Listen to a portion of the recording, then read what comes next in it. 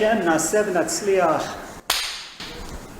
When it comes to master's fitness, or what others would call senior, we really need to look at it decade by decade. So a couple of my mentors when I was younger, and I'm now starting to understand, is that they were over 50.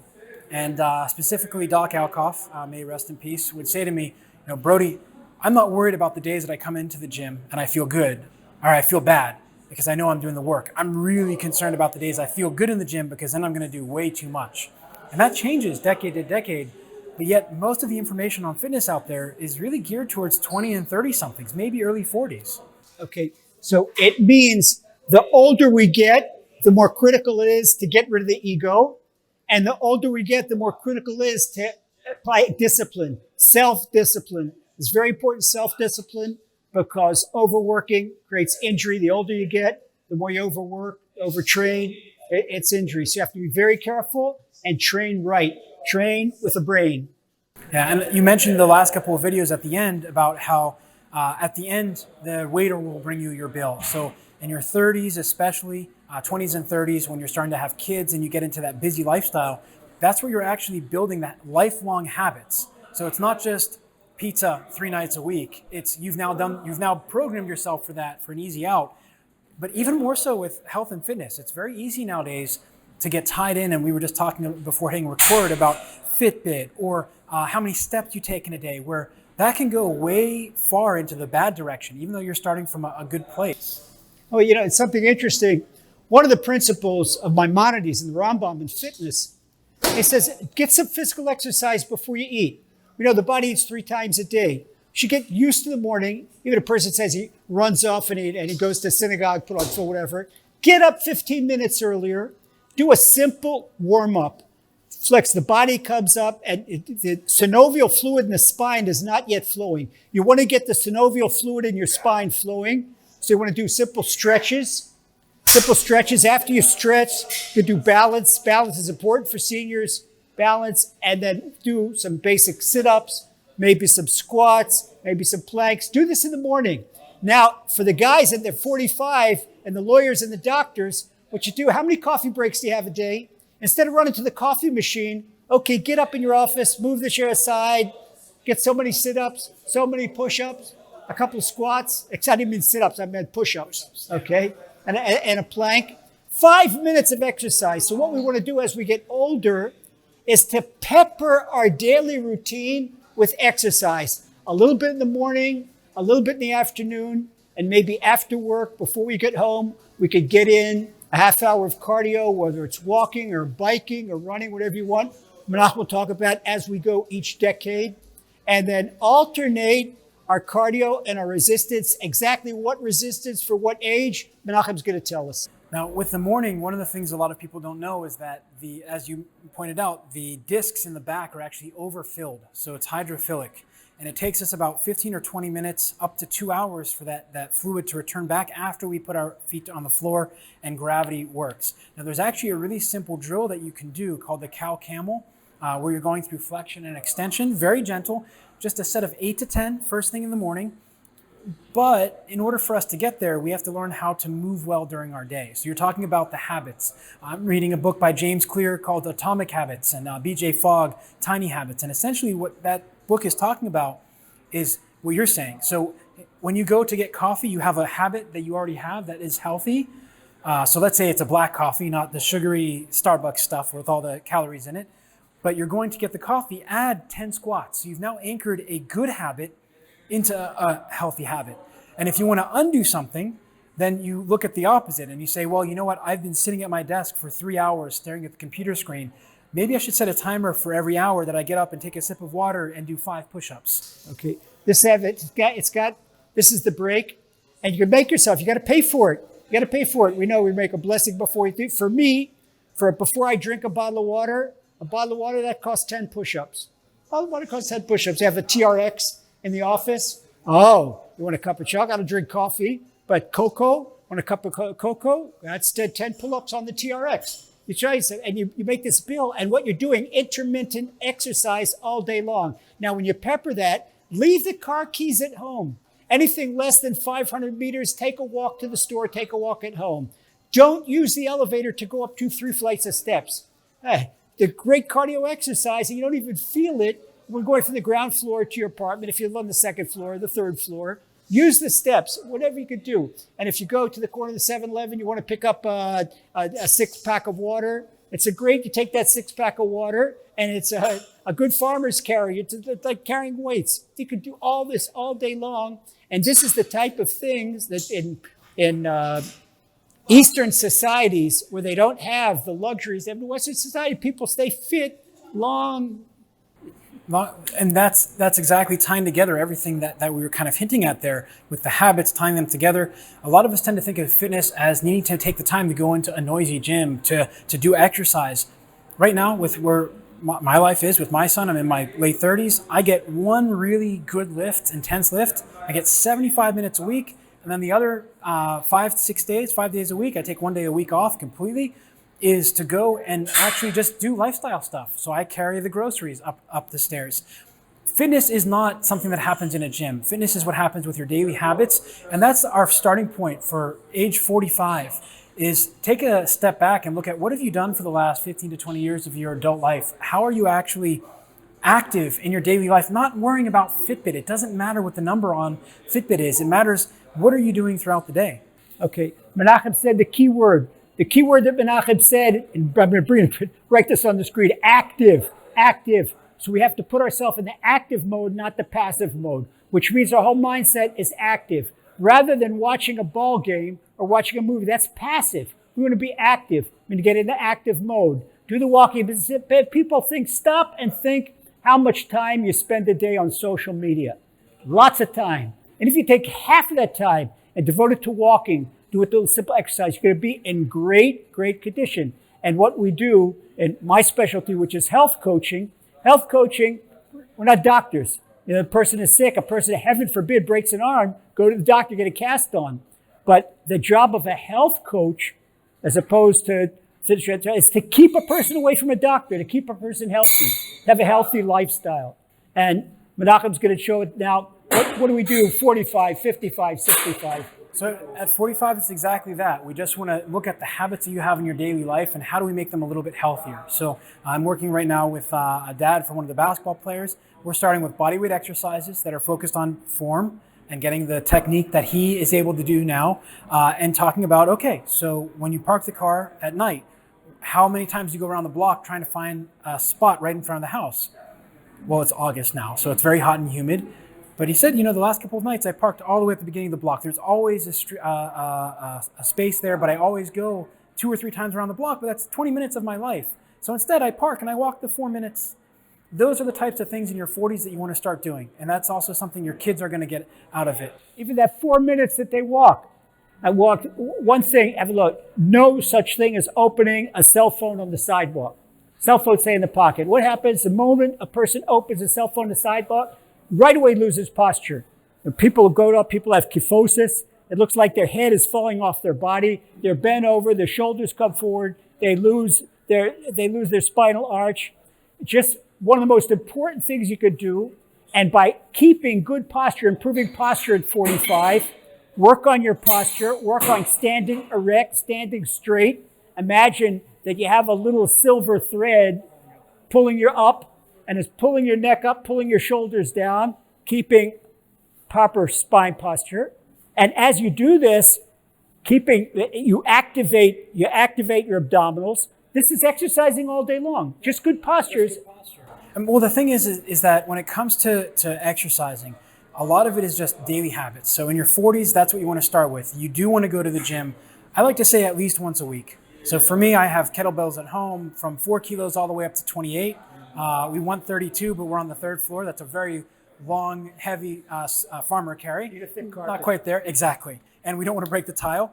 But make it so that, I'm reading another book. I can't remember the name of it, but they're interviewing a hedge fund manager.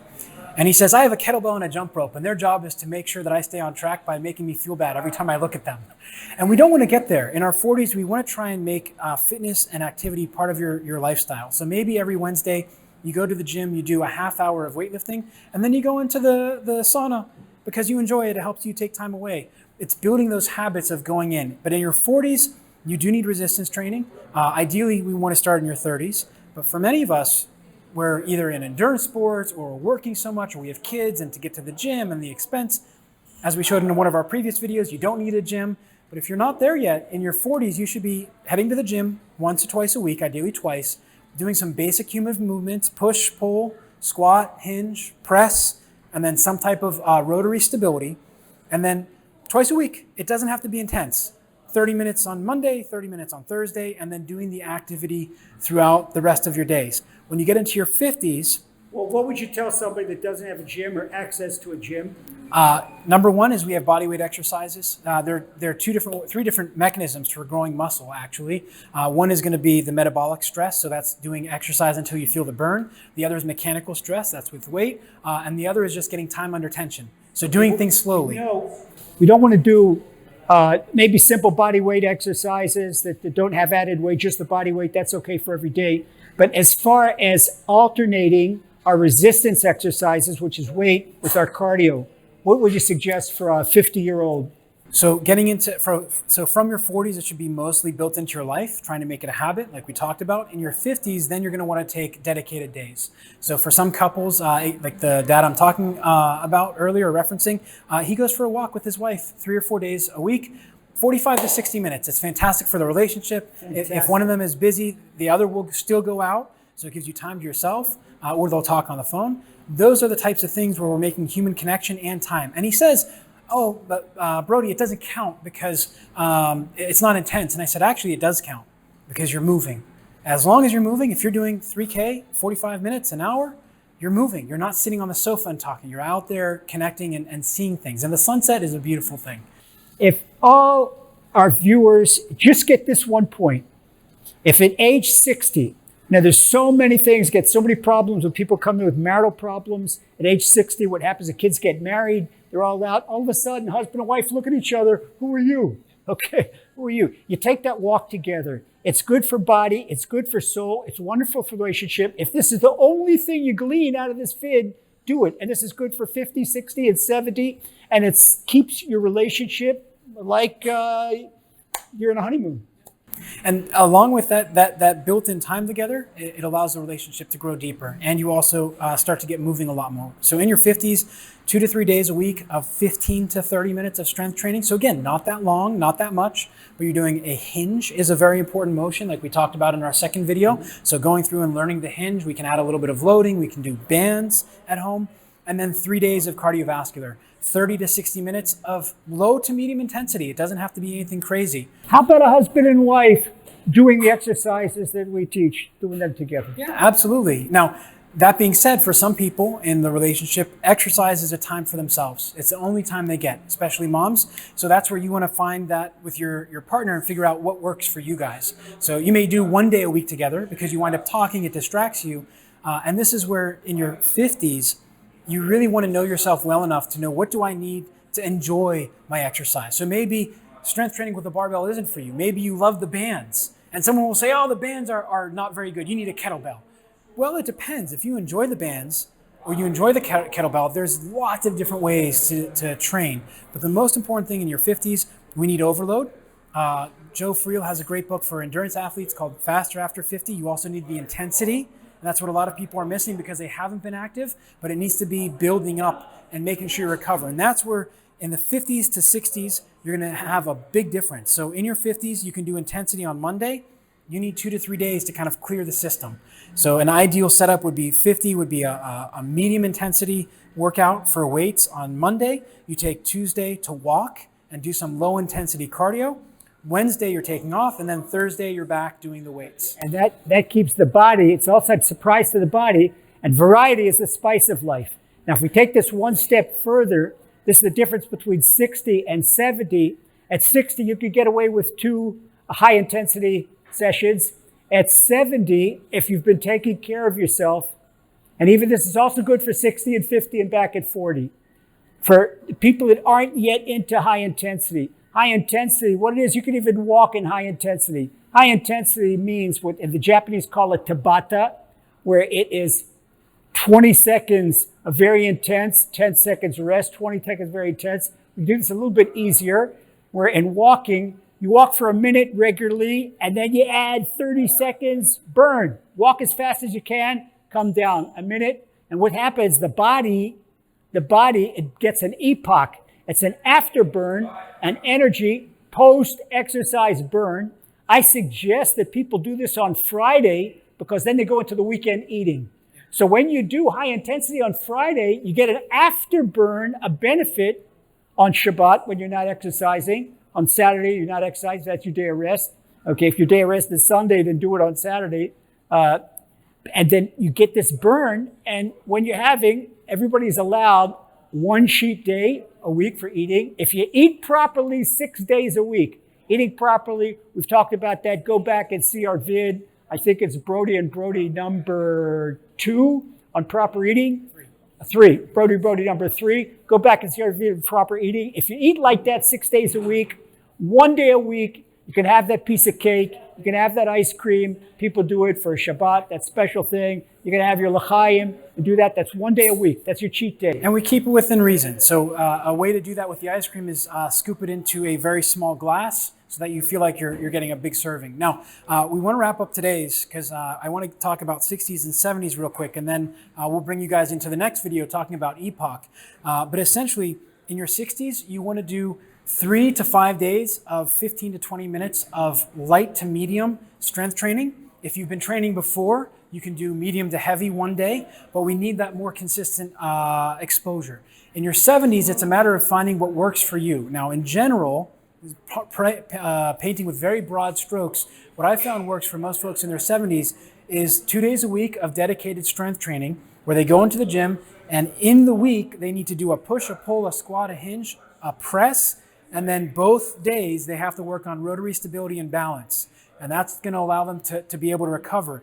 But the key is that on a scale of 1 to 10 for those 2 days, you're going to a 6. So medium minus. So you're just doing, you walk out of the gym and say, oh, I could do a little bit more. And that's what my mentors have done. And it seems like that's what you're doing as well. Right. In fact, you don't want to kill yourself. You want to come to the point where you feel, I've done work, but it's comfortable, not huffing and puffing and can't breathe, can't catch my breath. That means I've gone too much. Now, we're going to end here. We've gone, and a lot of these videos, you'll notice, we're not getting all fancy with a lot of the graphics and stuff because the information needs to be presented. You know, you hear something 3 times and it finally starts to get in. You hear it 7, it gets in. Now, the important thing here is not following everything we talked about in this video or in the series. Each 2 weeks, choose one thing and get really intense about that. So it could be the nutrition. It could be the working out that we talked about. It could be taking that 1 day a week walk with your wife or your husband. Exactly. So we're going to stop here. But as you can see, we can talk probably for 5 or 6 hours about this. What we're trying to do in this series, just to remind you, is give you the building blocks and then 1 or 2 things that you can do for 2 weeks to move. And both of us are releasing these about every 10 to 14 days, and that's on purpose. Someone actually just emailed me the other day saying, hey, when are you going to release the next one? It's been 2 weeks. Exactly. Yeah. So make sure you guys are subscribing. You can find Lazer's website down below. Lazerbeams.com. And it's brand new. It's beautiful. Tons of information. And we're going to see you in the next video. We're going to talk about epoch. So exercise post-oxygen consumption and how you can build that to your advantage so you can have a guilt-free weekend and live your life instead of worrying about what does the fitness tracker say and how many steps did I do? That's great. And meanwhile, have a wonderful week. We look forward to seeing you again on Brody Meets Brody. See ya.